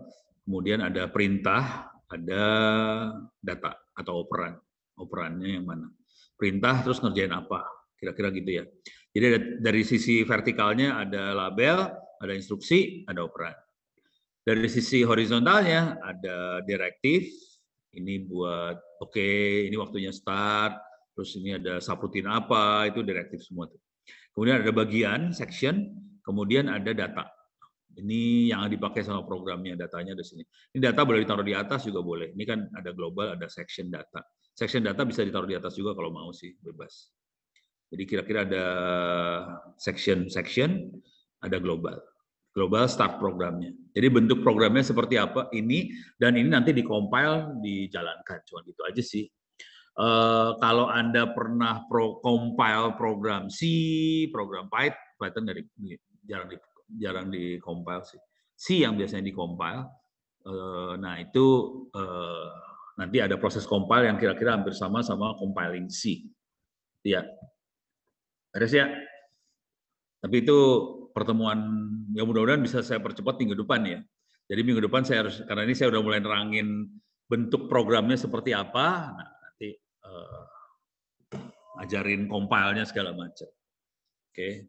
Berarti 2 pertemuan saya babat 1 kali pertemuan tuh minggu depan. Jadi maksudnya ini adalah struktur bahasa assemblernya di sini diterangin, udah gitu pertemuan selanjutnya adalah mulai contoh-contoh. Oke. Berarti 2 ini akan saya dedet minggu depan jadi 1. Tapi saya harus nerangin dulu BSS itu apa, data segmen itu apa, code segmen itu apa, segala macam dari minggu depan itu kira-kira. Oke. Terus coba lihat lagi di sini. Bagaimana tahapan dalam program prosesor dari Henda Zulpiadi? Oke, udah dijawab ya. Di komputer Bapak pakai Linux apaan ya? Saya sekarang ini pakai Ubuntu 20.04. Saya pakainya Ubuntu 20.04. Oke, saya nggak pakai. Cuman bulan depan, sekarang bulan 2 ya. Bulan 4 akan keluar Ubuntu 22.04. 22.04. Jadi kemungkinan akan saya format lagi nih laptop semuanya di format ke 22.04. Jadi ganti sistem operasi. Izin tanya, gimana caranya IC Atmega 328 pada board Arduino bisa menghasilkan nilai yang lebih tinggi daripada tipe data long karena masih 8 bit. Nah, itu gimana ya? Nggak tahu. Gimana caranya lebih dari long. Soalnya prosesornya 8 bit doang. Kalau kita lagi programming, gue nggak tahu deh. Harus oprek-oprek lagi. Yang itu saya nggak bisa jawab tuh yang itu. Saya belum kebayang. Saya soalnya jarang ngoprekin. Saya nggak punya kebutuhan sampai nyimpen data sepanjang itu. Saya biasanya data yang ada 8 bit udah cukup aja. Itu. Jadi saya nggak sampai nyimpen long segala macam. Kalau perlu banget ya harus ngobok-ngobok. Kalau mau coba lihat ini aja paling. How to store 32 bit data in an Arduino. Nah ini nih, manipulating bit numbers over 32 bit size. Bentuknya pertanyaan juga 2015 nih nanyanya. Gimana caranya? Harus cari-cari sih.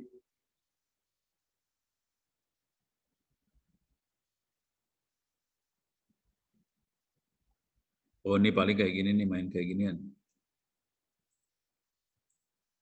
Tuh, unsigned long. Ini integer 64 bit gitu. Jadi kayak gitu sih. Jadi kita declare datanya seperti ini. Waktu kita declare variabelnya, kita pakai variabel-variabel yang kayak gini nih, nampaknya pakai cara ini mudah-mudahan bisa ya. Oh, ini do work but are performance killer in my experience. Jadi itu bisa dipakai, cuman udah gitu Arduino-nya jadi tewas, jadi lemot banget. Oke, jadi kayaknya bisa, tapi nggak rekomend sih. Itu kayaknya bisa. Jadi makanya mainnya kayak gitu sih. Kita declare di sini nih, declare. Waktu declare-nya ya, waktu declare variabelnya pakai kayak ginian. Cuman konsekuensi yang terjadi, Arduino bakal tewas. Gitu ya, karena jadi lemot dia, jangan khawatir. Lemot, matang loh kalau udah gitu ya. Oke, nggak rekomend. Kalau jujur kalau saya main Arduino hanya akan dibikin fokus untuk buat ngambil data dari sensor, disimpan ke dalam komputer, nanti di komputer yang gedenya yang buat processingnya, kalau pakai long kayak apa 64 bit bebas terserah. Jangan kerjakan itu di Arduino, jangan dikerjakan itu di Arduino-nya, kasihan Arduino-nya bisa tewas ntar, kasihan. Itu aja sih. Makanya saya nggak pernah, soalnya udah tahu pasti mampus lu kayak gitu caranya sih. Gitu, beres ya. Oke. Masih 8 bit. Ini dari Muhammad Iqbal. Apakah bagian-bagian mikrokontroller sama seperti mikrosensor? Yang ya sama dalam tanda kutip, yang pasti nggak sama adalah input-output, memori dalam ini beda. Karena di mikroprosesor tidak ada memori, tidak ada input-output di dalam chipnya. Jadi kalau mikrocontroller, memori sama input-output dimasukin dalam chip supaya waktu kita develop, kita deploy segala macam, gampang banget, semua udah jadi satu, beres. Beres ya? Jadi terutama itu yang akan dimasukkan. Kalau kuantum komputer itu arsitekturnya gimana? Sudah pernah lihat kuantum komputer belum? Saya aja nggak pernah lihat sih, jujur. Lihatnya cuma di Google aja. Kuantum komputer. Itu pakai cahaya sih. Fiber kayak gini bentuknya. Mampus. Kayak gini banget. Cahaya dalamnya. Yang dimainin fiber. Ini kayak gini. Yang dimainin fiber gede. Cahaya banget yang dimainin. Cuman cara berpikirnya tetap sama sih. Ada apa? Kalau enggak quantum computer arsitektur. Kita pengen lihat blok diagramnya ya. Nih blok diagramnya. Oke, ini blok diagramnya. Ada compiler, microcompiler, counter correction, read out electronic, kayak gini beda banget ya dalamnya ya, beda banget dalamnya. sama ini, sama mikroprosesor ya, beda banget, beda banget, beda banget. Ini quantum chip bawahnya, beda banget. Nih kayak gini. Cuman jangan tanya lebih lanjut, saya juga gak tertarik buat pakai kuantum, nggak punya duit. Udah kayak gitu mah harganya mahal kali, kayak gini mah harganya mahal banget, gila lu. Pada ditipuin semua, ya udah harganya mahal, udah mendingan kalau saya mah cari yang murah-murah bisa dijual cepat. Harga mahal susah dagangannya. Anda kalau pakai itu harus pakai quantum computing, ya mampu siapa yang bisa beli di Indonesia kayak gini mah susah beli, di sana juga susah. Cuman IBM punya. Orang gelo di sana. Nih, kuantum komputernya. Tapi kalau buat ngitung jadi cepet banget ya. Cuman kalau Anda pernah splicing fiber optik ya kerasa nih mainan kayak gini splicingnya horor. Oke, lanjut. Kita lihat pertanyaan selanjutnya. Ya udah kuantum komputer udah beres ya. Kalau prosesor implementasi ISA ke mikroproses. Maksudnya ISA apa nih? Ini namanya nggak ada, masak aneh banget. Ya, yang nggak punya nama, kalau prosesor implementasi ISA ke mikroprosesor, gimana sih? ISA ini ISA apa ya? Saya nggak tahu nih, ISA ada ISA bus, segala macam. Kalau ISA, oh ini, saya pengen belajar sistem operasi pakai x86 ISA. Tapi nggak mau kuliah lagi, saya ragu di kampus ngajarin cara itu. Oh, ISA bus ya maksudnya. Jujur saya ISA-nya sanggup 64 bit nggak masalah. Kayaknya enggak deh. ISA-nya nggak sanggup 64 bit kayaknya sih.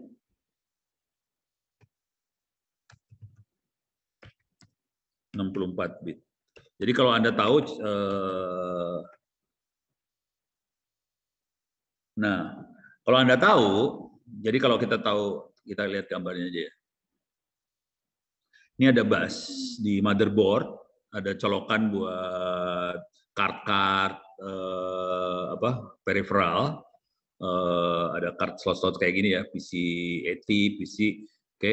Nah, kart ini adalah 16 bit. Industri standar arsitektur is 16 bit internal bus. Ini yang jadi masalah. Jadi dia emang cuma 16 bit. Kalau Anda pengen 64, hardware-nya cuma 16 bit. Gue bingung gimana caranya, nggak ngerti dah. Jadi kondisinya kita cuma punya 16 bit doang si kartnya. Dan memang dirancang untuk prosesor 80286. Oke. Dan sekarang pun udah nggak dipakai sih kayaknya ISA. Kebanyakan udah PCI. Semuanya udah PCI. Jadi kalau kita pengen masang ISA, secara hardware cuma ada 16 bit busnya. Jadi kayaknya bisa pening kepala kalau kita pakai ISA pengen 64 bit. Soalnya jadi 16 kali berapa? 4 ya? Ada 4 paralel sih sebenarnya. Kalau jadi 64 bit. Jadi pening, ini urusannya pening banget. Hardware. Jadi kayaknya nggak bisa hanya software kalau udah mainin kayak gini. Kalau maksa pengen pakai ISA, pengen 64 bit.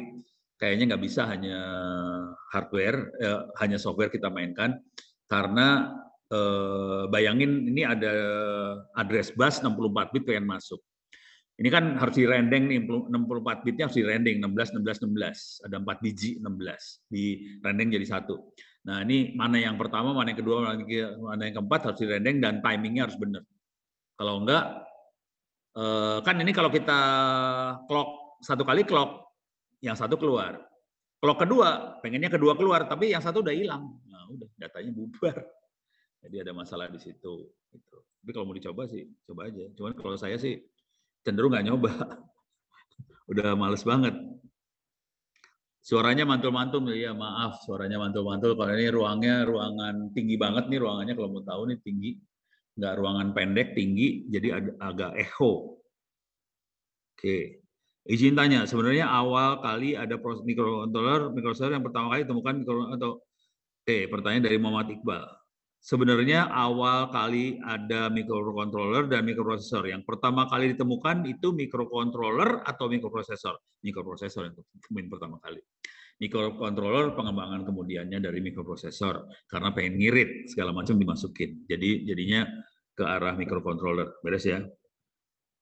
Nih, cuman kapannya coba kita lihat di ini aja di Google ya. Saya juga nggak hafal sejarah sih. Mikroprosesor yang pertama kali itu 4 bit kalau nggak salah, tapi jarang hampir nggak dipakai, jadi jarang dimasukin juga. The first microprocessor kapan? Tuh, ini dia 4 bit nih, 4004, 4 bit CPU dirilis oleh Intel, harganya $60. Oke, jadi ini makhluknya nih. Nih, Intel 4004. Bentuknya kayak gini doang nih, blow-on gini. Oke. Clock-nya di bawah 1 Mbps. Clock-nya 750 kHz. Transisornya ada 2000-an. Ini dia. 4004, coba kita lihat. Tahun 71 ya. Jadi berapa tahun yang lalu? 30. Bentar. 70. Sekarang 2022 ya. Berarti 50 tahun yang lalu. Benar nggak sih? Kalkulator gue bener. 71. Iya, 50 tahun yang lalu loh. 50 tahun yang lalu ini dibikinnya. Oke, ini dia makhluknya. Ini yang pertama, 50 tahun yang lalu dibuatnya. Oke, sekarang kita lihat microcontroller kapan, Pak? The first microcontroller.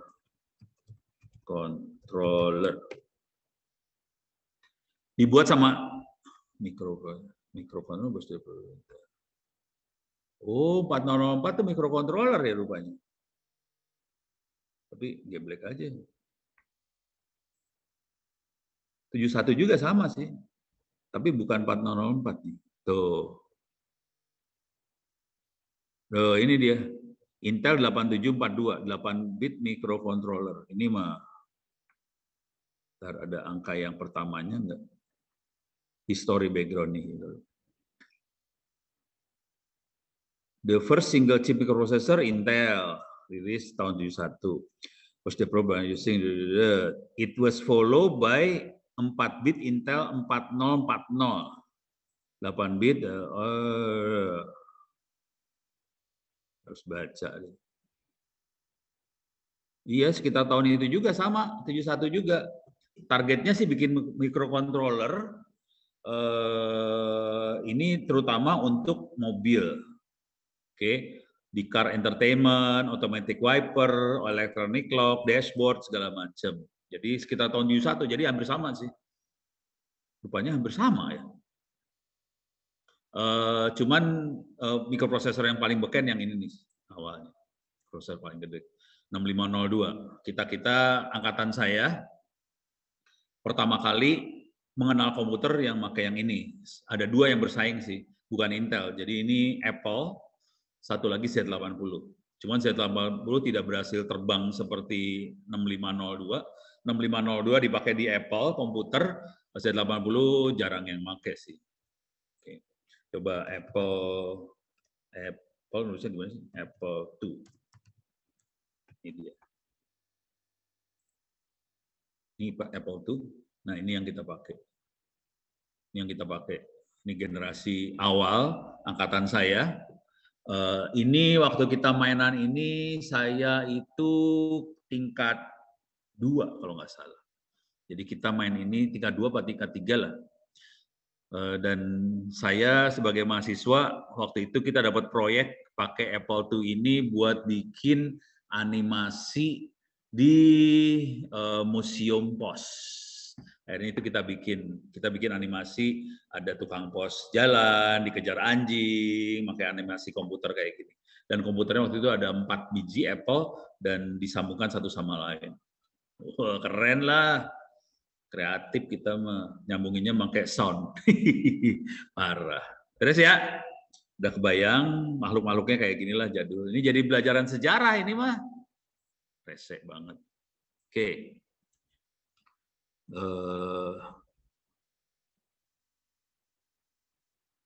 Kalau mau coding assembly di Linux, apakah perlu pasang compiler apa enggak, dan adakah bahasa assembly yang perlu paham opcode?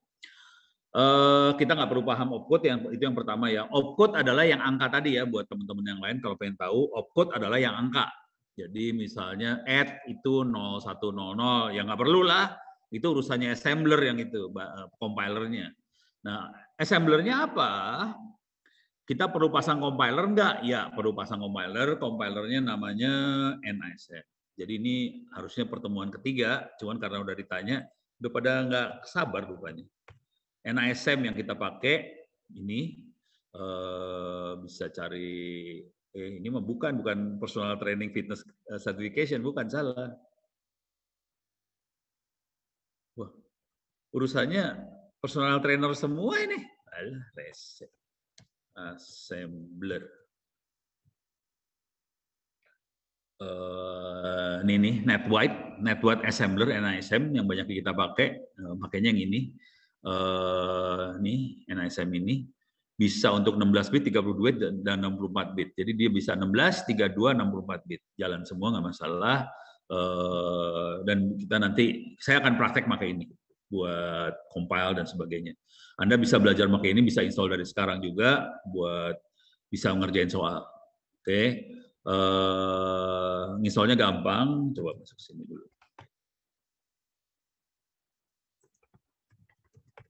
NISM. Oke, ini installnya. Ini tadi yang struktur itu ya. Struktur bahasanya seperti ini bentuknya. Jadi bahasa assembler kayak gini. Nggak susah sih, bener asli nggak susah. Terus kita installnya cuma kayak gini aja, install NISM. Dah, nanti ke install bisa dipakai, aman. Oke. Dan makanya juga, nah yang seru dari NISM ini, untuk menampilkan sesuatu, untuk input-output terutama, dia kan berinteraksi sama sistem operasi. Jadi alamat buat call, subroutine buat nampilin apa sih namanya, teks atau apa, akan berbeda antara Linux, Windows, macOS beda. Jadi call-nya akan beda. Kalau Anda pakai Linux, akan beda call-nya sama macOS, akan beda call-nya sama Windows. Jadi call-nya akan lain sih. Tapi bahasanya sama, bahasa assemblernya sama. Cuman cara call-nya nanti buat input output-nya beda. Cara naruh memorinya juga lain. Jadi itu karena udah sangat spesifik ke sistem operasi yang dipakai. Itu ya. Jadi yang dipakai NISM. Terus coba lagi. Instruction set arsitektur, Pak. Maksudnya apa nih? Oh, ISA instruction set arsitektur. Bukan BAS ya? Nggak tahu, belum pernah nyoba. Nggak tahu saya, yang ini nggak tahu. ISA instruct.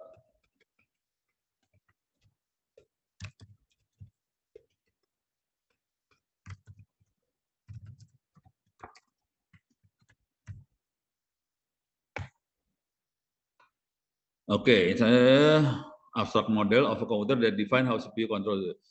Oh, ini model, ini bukan OS banget ya. Oh, biasa dipakai di ARM rupanya ya. Ini kayaknya dipakainya di ARM.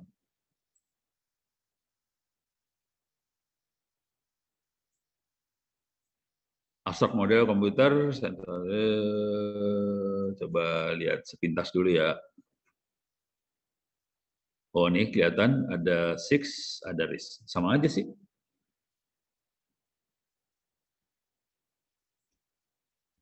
Oh, ini cara kita mengklasifikasikan instruction set arsitektur. Ada yang CISC, ada yang RISC. Itu yang tadi saya sebutin tadi ya. Other type, ada yang very long instruction word. Jadi instruksinya bisa beberapa word. Oke.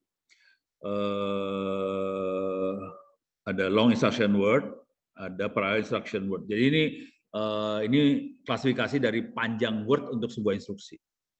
Kalau banyak instruksi yang bisa dia handle, konsekuensinya kita perlu yang namanya long instruction word.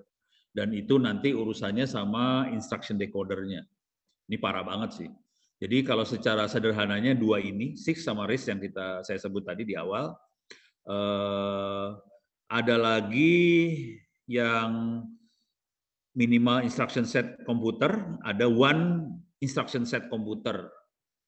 Ini teoritis aja, tidak pernah komersial. Jadi yang komersial benar yang ini doang sih, yang tadi udah saya jelasin. Yang satu Intel, yang satu lagi ARM. Kira-kira kayak gitu sih. Yang ini SIS to Intel, RISC to ARM. Kira-kira kayak gitu. Ini machine language, bahasa mesin, ada opcode, ada register, segala macam. Itu rencananya besok diterangin lebih dalam sih. Cuman udah mulai dibayangin ya, ada makhluk-makhluk ini. Oke. Sekarang saya akan coba lihat lagi pertanyaannya. Letak perbedaan prosesor PC biasa sama yang buat pemrosesan AI ML di bagian apanya, Prof? Oke. Kalau PC biasa yang multi-purpose dipakai buat apa aja, sama yang pakai machine learning akan kuat di komputasi.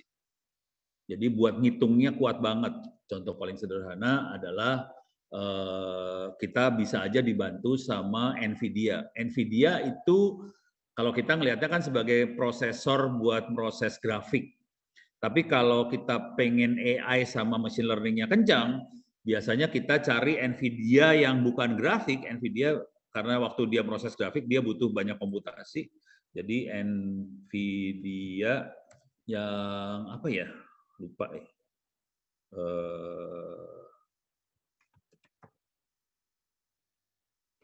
Kayak coprocessor aja ya. Saya lupa keywordnya apa.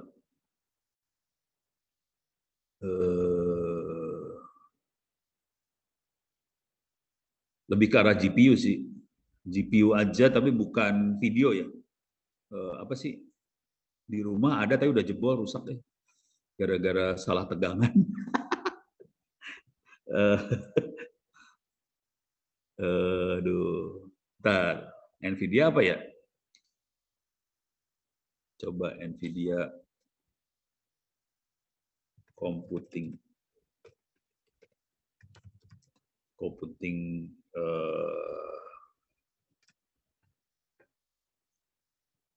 CUDA. Ini dia makhluknya. NVIDIA CUDA. Jadi saya ada CUDA sih. CUDA yang paling baru yang berapa nih? CUDA GPU. CUDA, ini dia. Jadi pakainya yang CUDA-CUDA kayak gini, ada yang ini enggak ya? Cards. Bentuknya kayak gimana coba? Coba image. Ini bentuknya kayak gini. Bentuknya kayak gini banget. Ini kayak gini. Tesla ini. Yang saya punya di rumah dulu yang ini, cuman udah jebol, hancur, 1 juta perak hilang.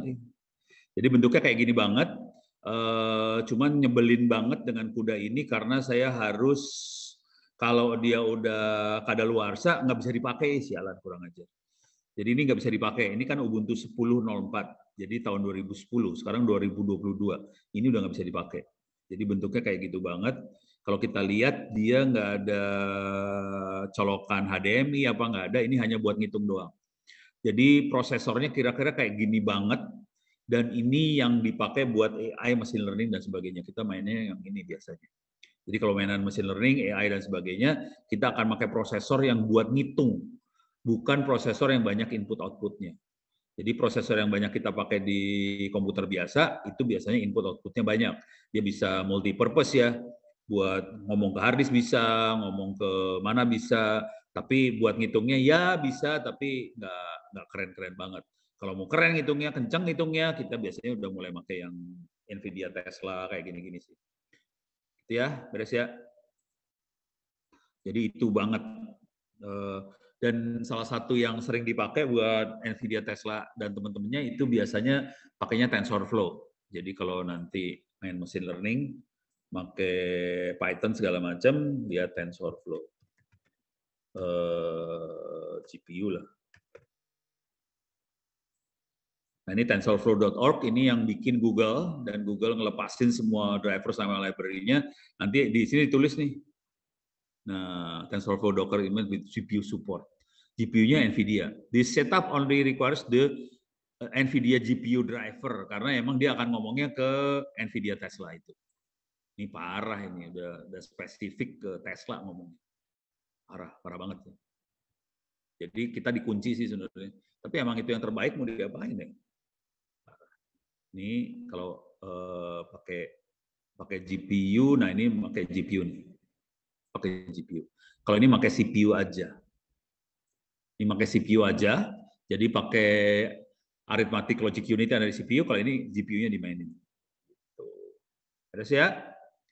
Oke, jadi ini contoh yang realnya buat AI. Oke, dari Muhammad Iqbal, apakah ada alat untuk mengukur frekuensi seperti sinyal 4G atau frekuensi pada mikrokontroller, mikroprosesor? Jadi ini pertanyaannya, ada nggak alat yang kita bisa ngukur sinyal 4G, pokoknya ngukur frekuensi ya. Contoh ukur frekuensi yang paling sederhana adalah spectrum analyzer. Ini kayak gini bentuknya. Ya bahasa laser. Ini spectrum analyzer. Ini bentuknya kayak gini. Jadi kita bisa lihat, oh oke, dia mancar di frekuensi berapa, ini mancar di frekuensi berapa, gitu ya. Ini bentuknya, dia pancarannya bentuknya seperti apa. Bentuknya kayak gini banget sih. Harganya berapa makhluk ini? Harganya sekitar 60 juta lah, 50 juta, 23 juta. Nah ini mulai murah nih, bekas yang ini ya, ada di Topet sekitar 2 juta. Ini bekas nih, saya kasih tahu dulu, ini bekas. Kalau yang ini baru nih, 60 juta, ini baru nih. Gitu ya, jadi udah tahu lah harganya. Kalau nggak kita cari shopping aja kalau mau tahu. Jadi bentuknya seperti itu. Pertanyaannya, ada nggak prosesor atau mikroprosesor yang bisa ditambahin alat apa supaya bisa ngukur frekuensi? Ya ada lah, gampang itu mah. Ini beres ya, ini udah kebayang dulu ya. Ini barang yang udah jadi, bukan mikroprosesor kita tambahin. Sekarang pengennya kita nambahin alat apa yang kita bisa tambahin supaya kita bisa melakukan hal seperti ini. Paling gampang mah gini, spectrum analyzer juga. Analyzer, saya biasanya kayak gini, RTL SDR. Oke, RTL SDR. Nah, ini pakai RTL SDR nih, bentuknya kan sama kan? Sama ya, bentuknya sama nih. Bentuknya sama nih. Keluarnya kayak gini-gini juga. Jangan khawatir sama. Alatnya seperti apa? Alatnya seperti ini. Alatnya seperti ini. Oke, saya kasih lihat. Ini makhluknya nih. Oke, coba kita lihat websnya. Jadi source code-nya biasanya dikasih nih. Oke, Spectrum, New RTL SDR Spectrum Analyzer Software. Saya klik aja. Dan dia bisa ngukur buat 4G, 5G bisa nih. Makhluk ini bisa. Ini softwarenya bisa kita lihat ini di GitHub. Saya gedein dulu ya, biar kebayang. Nama softwarenya adalah Spectrum. Spectrum pakai K ya, Spectrum pakai K. Terus di sini, oh Pavel yang bikin. Ini orang gelo, ini legend banget nih orang satu ini legend, asli legend. Saya pertama kali bikin internet pakai radio dari Pavel sih. Ini dia bikin library. Nah ini Spectrum rilisnya bisa di-download dari sini. Anjrit, Pavel gelo. Ini source code-nya bisa kita ambil. Ada buat Windows, ada buat Linux. Oke, bisa diambil, bisa kita jalanin. Pertanyaannya, ini ada source code-nya biasanya. Kalau Pavel ngelepasin ada source code-nya. Dia rada gila nih orang satu. Nah pertanyaannya tadi pakai RTL SDR kan? Ya udah cari aja di Bukalapak. Atau di toko Topet juga bisa, man. Tinggal tulis saja RTL SDR di sini. Bentar. Susah banget sih keluarnya. Ini dia. RTL SDR. Oke. Jadi Anda cari RTL SDR, kita bisa lihat harganya berapa. Yang paling mahal sekitar 500 ribuan, tapi rata-rata yang buat belajar iseng-iseng mah 200 ribu juga dapat sih. Ih, remote pisan Ini dia. Ini sekitar 200 ribuan, 200 ribu yang saya pakai di rumah yang ini sih. Maaf, agak mahal sedikit. Kenapa yang ini lebih bagus? Soalnya dia lebih stabil frekuensinya, nggak geser-geser. Yang ini frekuensi agak geser-geser dan ini dirancang buat apa sih? Buat nonton TV digital. Saya pakainya yang ini kebetulan. Ini sama ada dua, ada yang lain lagi sih, ada dua sih saya. Ada 3 sih sebenarnya, ada 3-4 biji lah kayak gini. iseng ada beberapa. Jadi barangnya cuma sekitar seginian, tambahan bentuknya USB, dan nanti softwarenya pakai prosesor komputernya kita, dia bisa ngukur spektrum. Softwarenya tadi yang ini ya, spektrum ini ya. Nanti dia bisa ngukur spektrum analyzer. Begitu ceritanya. Oke, coba kita lihat.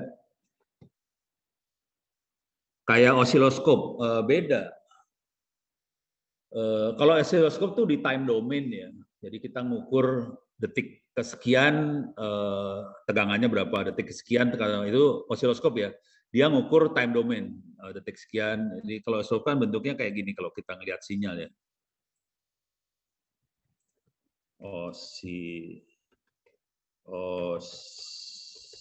Osiloskop. Grafik, ya udahlah osiloskop aja, atau signal monitoring gitu ya, image. Jadi bentuknya kan sinus kayak gini nih. Kalau osiloskop bentuknya sinus, jadi kelihatan per detiknya, per waktunya, satuannya adalah waktu, ini detik nih, detik ya. Kalau spektrum satuannya bukan detik, spektrum analyzer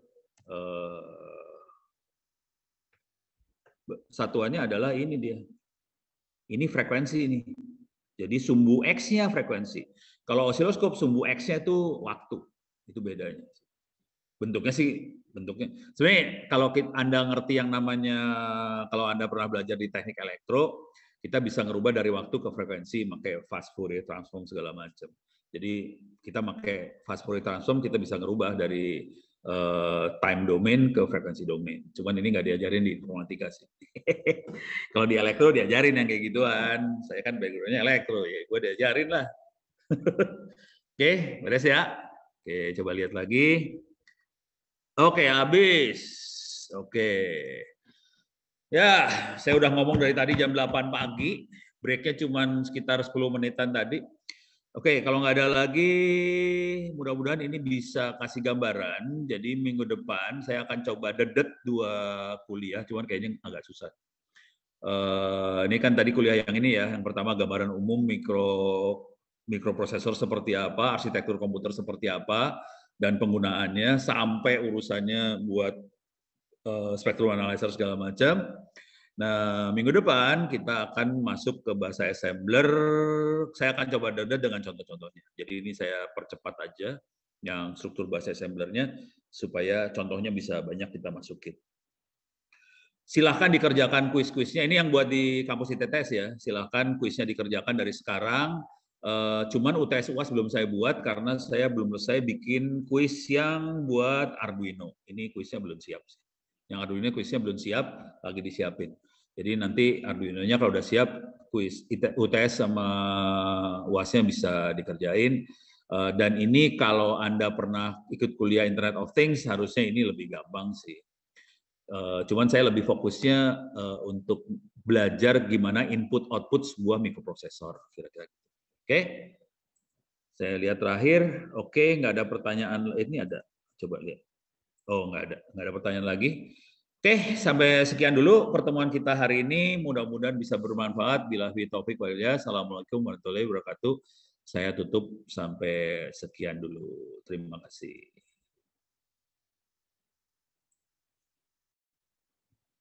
Wah, peserta cuma 4 orang, di Zoom. Parah ya.